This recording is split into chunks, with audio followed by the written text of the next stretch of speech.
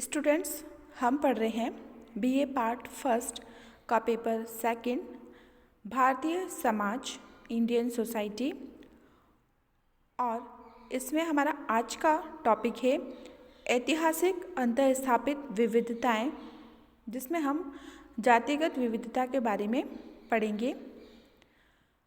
सामाजिक स्त्रीकरण की व्यवस्था वैसे तो सभी समाजों में पाई जाती है, जिसमें व्यक्तियों के पदों और कार्यों का निर्धारण पूर्व में ही किया जाता है। हम इसे पद या कार्य कहें, परिस्थिति या भूमिका कहें, या फिर हम इसे स्टेटस एंड रोल भी कह सकते हैं। भारतीय जाति व्यवस्था भी सामाजिक स्त्रीकरण का ही एक रूप है, जिसमें प्रत्येक व्यक्ति की सामाजिक स्थिति उसके जन्म से निर्धारित होती है, जिसे कहा जाता है परिस्थिति। प्रदत्त परिस्थिति, इस व्यवस्था को हम बंद स्त्रीकरण कहते हैं। बंद स्त्रीकरण के रूप में यह सामाजिक संरचना हिंदुओं के जीवन का प्रमुख आधार कही जा सकती है, जो उनके सामाजिक, आर्थिक, राजनीतिक, सांस्कृतिक जीवन को अनेक प्रकार से नियंत्रित, संचालित और प्रभावित करती रहती है। जाति एक ऐसे वर्ग का नाम है जिसमें जन्म के आधार पर ही एक व्यक्ति को दूसरे व्यक्ति की तुलना में उच्च या निम्न मान लिया जाता है। भारत में अनेक जातियां हैं जिनकी अपनी अलग अलग जीवन शैली है, अपने अलग अलग लाइफ स्टाइल है। हट्टन ने कहा है कि भारत में लगभग 3000 जातियां हैं। जाति क्या है, इसकी क्या विशेषता है, स्त्रीकरण का आधार किस प्रकार है, इन सभी प्रश्नों को जानने के लिए हमें जाति के बारे में पूरी जानकारी लेनी होगी। इरावती कर्वे ने भी कहा है इसके बारे में कि भारतीय समाज और संस्कृति के तत्वों को पूर्ण रूप से समझने के लिए जाति का अध्ययन जरूरी है। अब हम यहाँ पर सबसे पहले जाति का अर्थ और उसकी परिभाषाएं पढ़ेंगे, meaning and definition of caste. इसके बाद हम इसकी विविधताओं के बारे में अध्ययन करेंगे। जाति के शाब्दिक अर्थ से लेकर इसके विभिन्न पक्षों से संबंधित अनेक परिभाषाएं समाजशास्त्रियों और अन्य वैज्ञानिकों के द्वारा दी गई है। पहले हम ये देखेंगे कि जाति शब्द का शाब्दिक अर्थ क्या है। जाति शब्द की उत्पत्ति सबसे पहले ग्रेसिया डी ऑर्टा ने सन 1665 में प्रकाश डाला था। इसके बाद फ्रांसीसी विद्वान अब्बे डुबाई ने इस अवधारणा का प्रयोग प्रजाति के संदर्भ में किया था। जाति शब्द अंग्रेजी के कास्ट का हिंदी अनुवाद है, जिसे पुर्तगाली भाषा में कास्टा से उत्पन्न माना जाता है। ये माना जाता है कि जाति का जो अंग्रेजी ट्रांसलेट है कास्ट, ये एक पुर्तगाली भाषा कास्टा से उत्पन्न हुआ है, जहाँ इसे विभेद या मत के अर्थ में प्रयुक्त किया जाता है।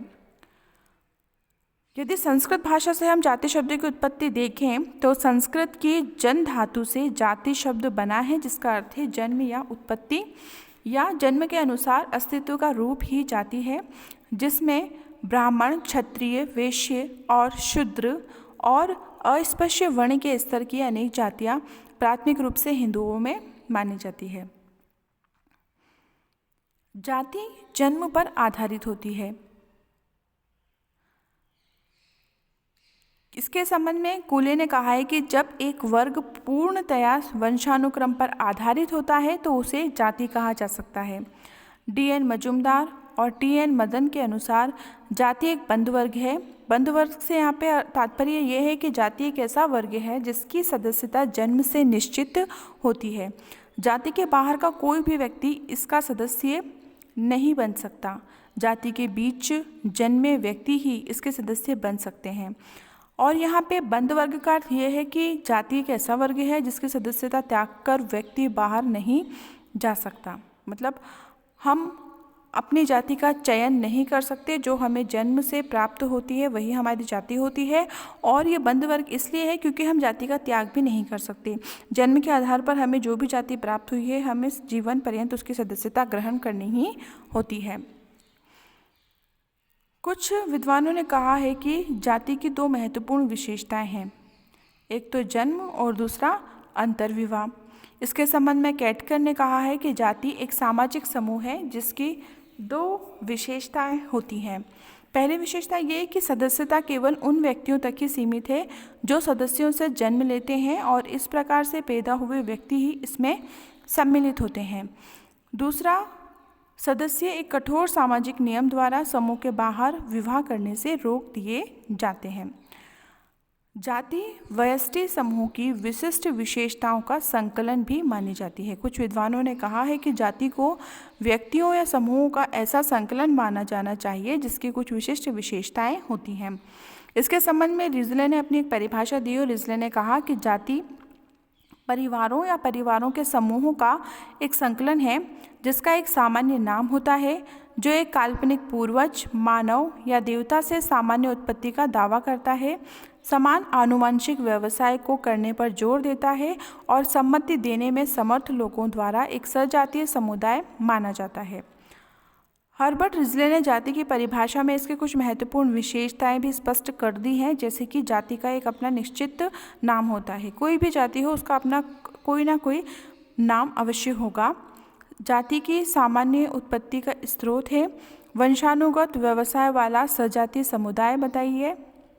लेकिन हट्टन के अनुसार सामान्य उत्पत्ति का स्रोत काल्पनिक पूर्वज, मानव या देवता गोत्र समूह है, ना कि जाति समूह।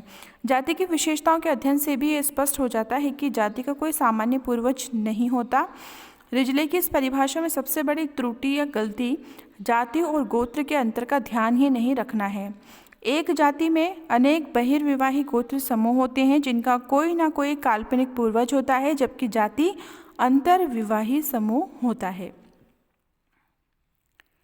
हट्टन ने जाति की अनेक परिभाषाओं का आलोचनात्मक मूल्यांकन करने के बाद निष्कर्ष निकाला है कि जाति की परिभाषा शब्दों या वाक्यों में देना संभव नहीं है। अगर जाति को समझना है तो हमें इसके विभिन्न विशेषताओं का अध्ययन करके ही समझना होगा। जाति की कुछ प्रमुख विशेषताएं भी हैं: जन्म पर आधारित सदस्यता, अंतर्विवाह एवं वंशानुगत व्यवसाय पर प्रकाश। इन सभी परिभाषाओं में दृष्टिगोचर होता है या हमें दिखाई देता है। इन विशेषताओं के अतिरिक्त कुछ और भी विशेषताएं हैं जिनको समग्र रूप से एन.के. दत्त ने और जी.एस. घुरिये ने प्रस्तुत किया है। जैसे हम ये देखें कि एन.के. दत्त ने जाति की महत्वपूर्ण विशेषताएं कौन कौन सी बताई है, तो एन.के. दत्त ने जाति की 6 महत्वपूर्ण विशेषताएं बताई हैं। पहली विशेषता उन्होंने यह बताई है कि एक जाति के सदस्य अपनी जाति के बाहर विवाह नहीं कर सकते हैं। पहली विशेषता। एक विशेषता यह है कि एक जाति के सदस्यों पर अन्य जाति के सदस्यों के साथ खाने पाने के संबंध में कुछ प्रतिबंध होते हैं। अधिकतर जातियों के व्यवसाय भी निश्चित होते हैं। व्यक्ति की जो जाति होती है उसका जो परंपरागत व्यवसाय होता है उसकी संपूर्ण पीढ़ी को उसी प्रकार का व्यवसाय करने के लिए प्रतिबंधित किया जाता है। सभी जातियों में ऊंच नीच का एक संस्करण होता है जिसमें ब्राह्मणों की स्थिति सबसे ऊपर शिखर पर मानी गई है। व्यक्ति की जाति का निश्चय जन्म के आधार पर जीवन भर के लिए होता है। यदि कोई व्यक्ति उसके नियमों का उल्लंघन करने के कारण निकाल दिया जाए तो एक जाति से दूसरी जाति की सदस्यता प्राप्त करना भी असंभव हो जाता है। संपूर्ण जाति व्यवस्था ब्राह्मणों की प्रतिष्ठा पर आधारित है। तो एन.के. दत्त के द्वारा ये मुख्य 6 विशेषताएं बताई गई हैं। जाति की अलग अलग परिभाषाओं और विशेषताओं का अध्ययन करने पर हम ये निष्कर्ष निकाल सकते हैं कि जाति की सदस्यता का निर्धारण जन्म से ही होता है। सोशियोलॉजिकल पर्सपेक्टिव से हम देखें तो ये एक विशिष्ट विशेषताओं वाला समूह और व्यवस्था दोनों है।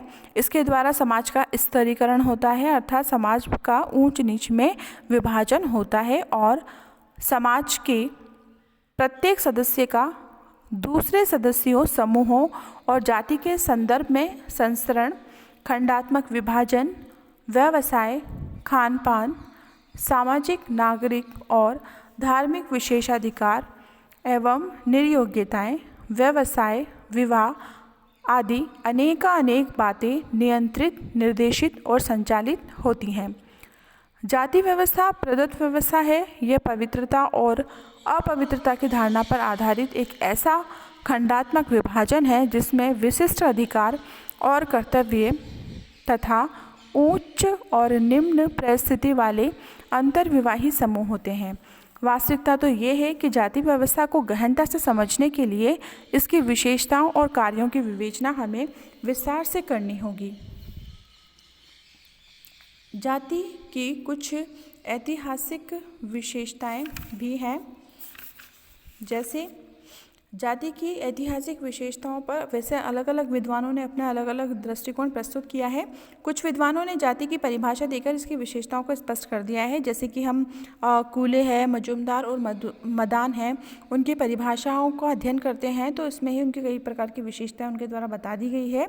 इसकी सदस्यता जैसे जन्म पर आधारित होती है। केटकर की जाति की परिभाषा से हमें दो विशेषताएँ मिलती है कि अंतर्विवाह और जन्म पर आधारित होती है।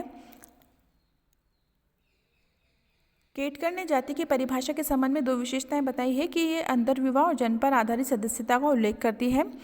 रिजले ने अपनी परिभाषा में इसे व्यक्तियों, परिवारों के समूहों का ऐसा संकलन बताया है जिनका व्यवसाय वंशानुगत होता है और ये अंतर्विवाही समूह होते हैं। यदि हम एन के दत्त, घुरिये, केटकर और हट्टन की परिभाषाएं पढ़ते हैं तो इसमें भी हमें जाति की कुछ महत्वपूर्ण विशेषताएं दिखाई देती है। जैसे एन के दत्त की जाति की परिभाषा में कुछ ऐतिहासिक विशेषताएं हैं, जैसे कि जाति अंतर्विवाही होती है, जाति में खान पान के प्रतिबंध होते हैं, जाति के सदस्यों में परंपरागत व्यवसाय संबंधी प्रतिबंध होते हैं, जाति समाज का ऊंच नीच में संस्तरण करती है, जाति जन्म पर आधारित सदस्यता है और ये ब्राह्मणों की प्रतिष्ठा का आधार है। जी.एस. घुरिये ने जाति के कुछ महत्वपूर्ण लक्षण या विशेषताएं बताई हैं। उन्होंने कहा है कि हिंदू समाज के कुछ विशिष्ट लक्षण तब के बताए जा सकते हैं जब ये जाति के सामाजिक दर्शन के नियमों द्वारा शासित होता था और इस पर आधुनिक विचारधारा के अधिकार और कर्तव्यों का प्रभाव नहीं पड़ता था। ये प्रधानतः 6 हैं। एक है खंडात्मक विभाजन, संस्तरण, खानपान और सामाजिक प्रतिबंध, विभिन्न नागरिक धार्मिक निर्योग्यताएं और विशेषाधिकार, प्रतिबंधित व्यवसाय, प्रतिबंधित विवाह, इसका उल्लेख उन्होंने किया है। हट्टन ने भी लगभग इन्हीं विशेषताओं का कुछ संशोधन करके उल्लेख किया है। हट्टन का कहना है कि जाति की सदस्यता विशेष परिस्थितियों में परिवर्तनशील है। दत्त द्वारा वर्णित अन्य विशेषताओं से ये सहमत हैं। जाति की ऐतिहासिक विशेषताओं को किसी एक आधार पर हम नहीं देख सकते हैं, क्योंकि सभी विद्वानों के द्वारा बताई गई विशेषताओं के आधार पर ही हम जाति की विशेषताएं निश्चित कर सकते हैं। सबसे पहली विशेषता है कि जाति की संरचनात्मकता। जाति की संरचनात्मक विशेषताओं का अर्थ ये है कि जाति का समाज की संरचना में क्या स्थान है। वह एक इकाई के रूप में सामाजिक संरचना में अन्य जाति की इकाइयों से किस प्रकार से जुड़ी हुई है, संबंधित है। दूसरी इकाइयों से वह किस प्रकार प्रभावित होती है और प्रभाव डालती है। जाति हिंदू समाज की संरचना का अंग है और अनेक जातियां मिलकर हिंदू सामाजिक संरचना का प्रतिमान कैसे बनती है। जाति एक इकाई और संरचना के रूप में हिंदू समाज का स्त्रीकरण का निर्धारण और संचालन कैसे करती है। जाति के हिंदू सामाजिक संगठन में एकता और अपरिहार्यता के रूप में जो विशेषताएं स्पष्ट होती हैं वे संरचनात्मक विशेषताएं हैं। जाति की इस पृष्ठभूमि में संरचनात्मक विशेषताएं मुख्य रूप से 2 हैं, हिंदू समाज का खंडात्मक विभाजन और दूसरा है हिंदू समाज का संस्तरण। तो पहले हम यहाँ देखेंगे कि हिंदू समाज का खंडात्मक विभाजन जाति किस रूप में करती है, इसकी क्या प्रक्रिया है। घुरिये ने जाति व्यवस्था की पहली विशेषता हिंदू समाज को अनेक खंडों में विभाजित करना बताया है। प्रत्येक खंड एक जाति या उपजाति कहलाता है।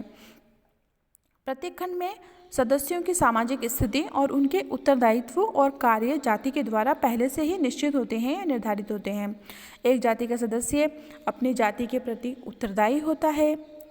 घुरिये ने इसके संबंध में कहा कि नागरिकगण अपनी नैतिक निष्ठा के मामले में संपूर्ण समुदाय के स्थान पर अपनी जाति को पहला स्थान देते थे। इनका खंडात्मक विभाजन से अर्थ ये है कि इसी निष्ठा पर आधारित छोटे छोटे अनेक जातीय समूहों में विभाजन से है, जिनकी अपनी परिषदें होती है, जिसे ये जाति पंचायत कहते हैं। इस प्रशासनिक संस्था जाति पंचायत का कार्य अपनी जाति के सदस्यों के व्यवहारों पर नियंत्रण रखना होता है। नियमों की अवहेलना करने पर जाति पंचायत उसे दंडित करती है, पनिशमेंट देती है।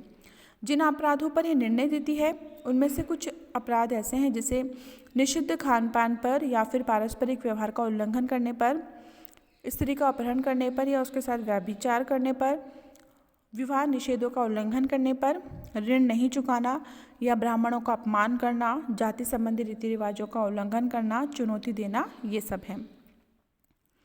दूसरी विशेषता हमने बताई थी हिंदू समाज का संस्तरण। जाति की दूसरी महत्वपूर्ण संरचनात्मक विशेषता है।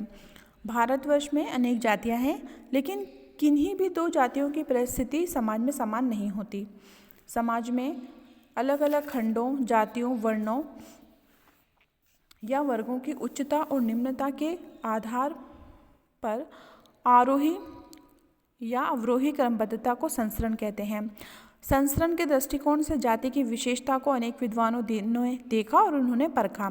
हिंदू समाज जो जाति व्यवस्था वाला है, उसमें ब्राह्मणों या खंड जाति की परिस्थिति समाज में ऊंची मानी गई है, उच्चतम मानी गई है, और अस्पृश्य जातियों की परिस्थिति समाज में निम्नतम मानी गई है। इन दोनों उच्चतम और निम्नतम जातियों के मध्य अन्य सभी जातियां और उपजातियां समाज में ऊंची नीची परिस्थिति के अनुसार स्थित होती हैं। जाति की उच्चता और निम्नता का निर्धारण संबंधित समाज में उसकी धार्मिक प्रतिष्ठा, व्यवसाय, खान पान, पवित्रता, अपवित्रता आदि से होता है और वो परंपरागत होती है। व्यक्ति जिस जाति या खंड में जन्म लेता है, उसकी सदस्यता जीवन पर्यंत उसी जाति की सदस्यता रहती है। व्यक्ति की जन्म पर आधारित सदस्यता को समाजशास्त्र में प्रदत्त परिस्थिति कहते हैं। जैसा कि मैंने आपको इस टॉपिक के पहले ही बता दिया था कि जाति को हम प्रदत्त परिस्थिति कहते हैं, जो जाति की एक विशिष्टता है। प्रदत्त परिस्थिति इसलिए कहते हैं क्योंकि जाति की उत्पत्ति जन्म पर आधारित है। पश्चिम के समाजों की वर्ग व्यवस्था की तरह व्यक्ति जाति की सदस्यता को शिक्षा, संपत्ति और शक्ति के आधार पर बदल नहीं सकता था, लेकिन आजकल नगरों और महानगरों में इसमें परिवर्तन आ रहा है। जाति व्यवस्था में संसरण का क्रम उच्चतम ब्राह्मण वर्ण के स्तर की जातियां, उसके बाद क्षत्रिय, वैश्य, शूद्र और स्पृश्य वर्ण के स्तर की जातियों का है। उच्चतम ब्राह्मण और निम्नतम अस्पृश्य वर्ण के स्तर की जातियों के मध्य असंख्य अन्य जातीय खंड है। सदस्यता जन्म पर आधारित होने के कारण यह संसरण स्थिर और अपरिवर्तनशील है। एक जाति के अंदर कई उपजातियां होती हैं और उनमें भी परस्पर संसरण होता है। निम्न जाति के लिए उच्च जाति में प्रवेश एवं सदस्यता पाना कठिन होता है। तो ये जाति की कुछ महत्वपूर्ण संरचनात्मक विशेषताएं थी, जिसमें हमने दो विशेषताओं के बारे में अध्ययन किया है। एक विशेषता है हिंदू समाज का खंडात्मक विभाजन और दूसरी विशेषता है हिंदू समाज का संसरण।